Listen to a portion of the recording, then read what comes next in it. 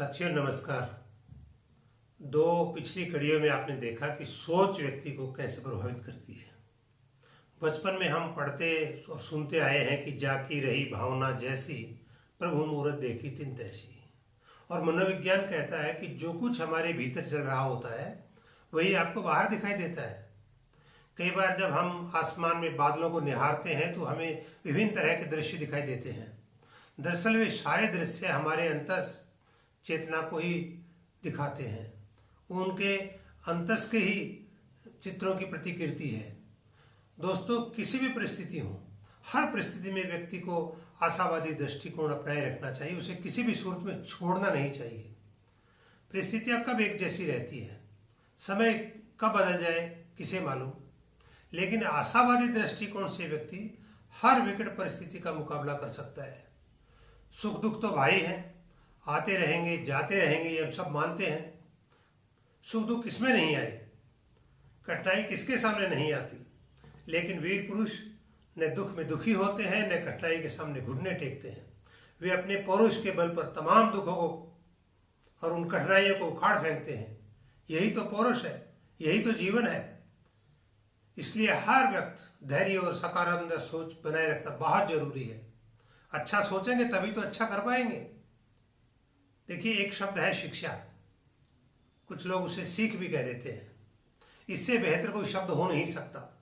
और कहा भी गया है कि शिक्षा के बिना मनुष्य जो है वो पशु के समान है।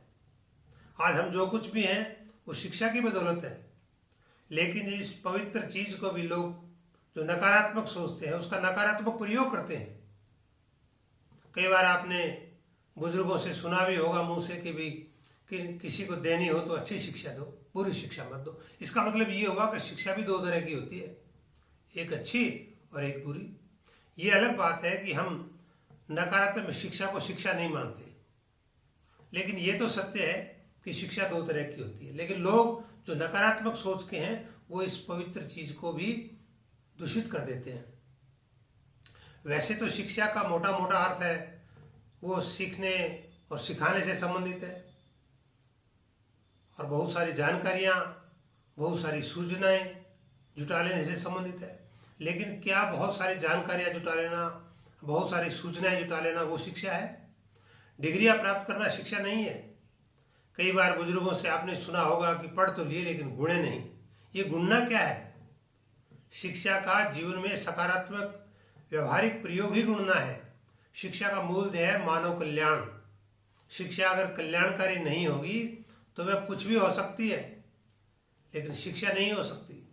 इसका मतलब सकारात्मक सोच विहीन शिक्षा, जिसे हम संस्कारी शिक्षा कहते हैं, वो मानव के लिए कल्याणकारी नहीं हो सकती। वो मानव के लिए विनाश का कारण बन सकती है। ओसामा बिन लादेन ने भी तो शिक्षा अर्जित की थी। वह एक इंजीनियर था, पढ़ा लिखा था, लेकिन नेगेटिव सोच का था, संस्कार विहीन था।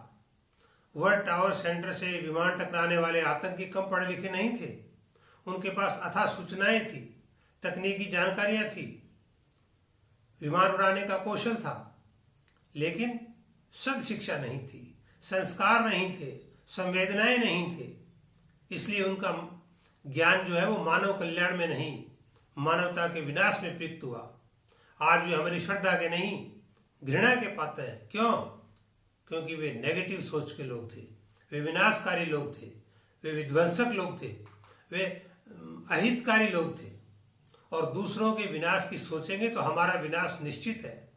ऐसे लोगों को पुराने टाइम में हमारी मैथोलॉजी में राक्षस कहा गया है। वो थे या नहीं ये अलग मुद्दा हो सकता है, लेकिन जो राक्षसों के नुकीले दांत, भद्दे से चेहरा, सींग, डरावनी आंखें, क्रूर, ये सब क्या है? क्या इस तरह के पृथ्वी पर कभी कोई जीव हुए हैं? मैं तो मानता हूं कि बिल्कुल नहीं। ये सब नेगेटिविटी के प्रतीक है, बुराई के प्रतीक है, अवगुणों के प्रतीक है। किसी भले आदमी के लिए हम झट से कह देते हैं कि वह आदमी तो देवता है, जबकि किसी क्रूर व्यक्ति को झट से हमारे मुंह से निकल जाता है कि वह मनुष्य नहीं राक्षस है। देवता और दानवों की कथा तो आपको याद होगी। ये दिगर बात है कि इन कथाओं के भी पुनर्गठन की या देवताओं के इस कथा की पुनर्पाठ की आवश्यकता है।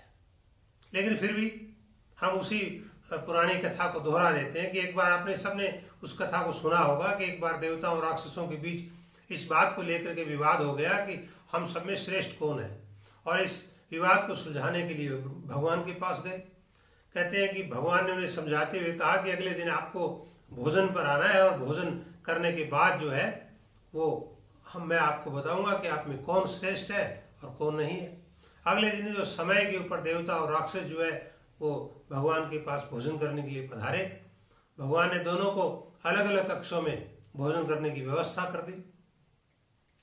तो एक कक्ष में देवता थे और एक कक्ष में राक्षस थे, और दोनों को ही हाथ जो है वो कोनियों से फट्टियों से बांध दिए गए।